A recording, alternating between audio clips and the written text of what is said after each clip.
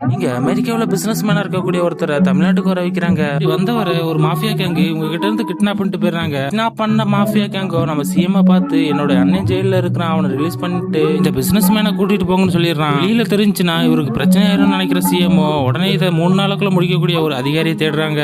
நான் பக்கத்துல இருந்த டிஜிபியோ எனக்கு தெரிஞ்ச ஒரு நபர் இருக்காரு, அவர் என்கவுண்டர்ல ஸ்பெஷலிஸ்டா இருந்தாரு, ஆனா அவரை நாம தான் சஸ்பெண்ட் பண்ணி அனுப்பணும், திரும்பவும் வரமாட்டாருன்னு சொல்லிடுறாரு. என்ன சிஎம்ஓ இப்படி நேர்மையா இருக்கக்கூடிய எல்லாத்தையுமே நாமளே அனுப்பிட்டோம்னா நமக்கு உதவி பண்றதுக்கு யாருமே இல்லைன்னு சொல்லி புலம்பிக்கிட்டு இருக்காரு. பக்கத்துல இருக்கக்கூடிய ஒரு லேடி ஆபீசரோ நம்ம சிஎம் பார்த்து நான் கூட்டிட்டு வரேன்னு சொல்றாங்க. கேட்டு சிஎம்ஓ நீ எப்படி கூட்டிட்டு வரும்னு சொல்லி கேக்குறாரு. அந்த லேடி ஆபீசரோ நானும் அவரும் முன்னாடி காதலிச்சுக்கிட்டு இருந்தோம், எனக்காக அவர் காத்துக்கிட்டு இருப்பாருன்னு சொல்றாங்க. கேட்ட சிஎம்ஓ எப்படியாவது அவனை கூட்டிட்டு வாமான்னு சொல்றாங்க. இவங்களும் அவங்க இருக்கக்கூடிய ஏரியாவை கண்டுபிடிச்சு அவரை தேடி போறாங்க. அங்க போய் பார்த்தாச்சுன்னா அவர் ஆல்ரெடி ஒரு கல்யாணம் பண்ணி 4 குழந்தைக்கு அப்பாவா இருக்கிறாரு. பார்த்தவங்க இப்ப இங்க கிட்னாப் நடந்ததை பத்தி சொல்ல ஆரம்பிக்கிறாங்க. அவரும் நான் வர்றேன்னு சொல்லி ஒத்துக்கிறாரு. நம்ம ஹீரோயினியோ வந்து கூப்பிடுறது முன்னாள் காதலின்னு தெரிஞ்சுக்கிறாங்க, அதனால நானும் கூட வருவேன்னு சொல்றாங்க. அதனால ஃபேமிலியாவே கிளம்பி சிஎம் பார்க்க போறாங்க. சிஎம்ஓ இவங்களை பார்த்து மாஃபியா கேங் தலைவன் ஜெயில இருக்கிறான், அந்த ஜெயிலர் ரொம்ப ஸ்ட்ரிக்டா இருக்கிறான், கிட்ட இருந்து நம்ம எப்படியாவது அந்த மாஃபியா கேங் தலைவனை கிட்னாப் பண்ணணும்னு சொல்றான்.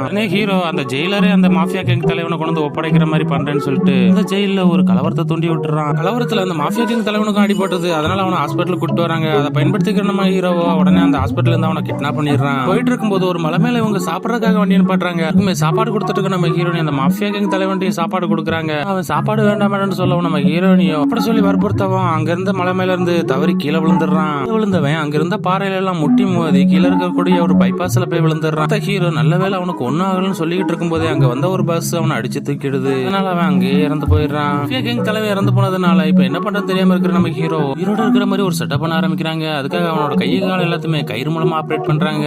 வீடியோ கால் மூலமா அவனோட தம்பி கிட்டே காட்டுறாங்க. வழியா ஒரு பிரச்சனை முடிஞ்சுன்னு நினைக்கிற நம்ம ஹீரோ உடனே அவனோட பாடியை கொண்டு போய் அந்த பிசினஸ் மேனை காப்பாத்துறதுக்காக போயிட்டு இருக்காங்க. போயாச்சுன்னா இந்த மாஃபியா கேங்குக்கும் இன்னொரு ஆப்போசிட் கேங்குக்கும் சண்டை நடக்க ஆரம்பிக்குது. படுத்துக்க நினைக்கிற நம்ம ஹீரோவோ அங்க இருக்கக்கூடிய எல்லாரையும் அடிச்சு போட்டது இந்த அண்ணங்காரன் தான். எல்லாரையுமே அடிச்சு போட்டுட்டு தான் இவர் இறந்து போனாருன்னு சொல்லி அவன் தம்பி கிட்ட சொல்லிடுறான்.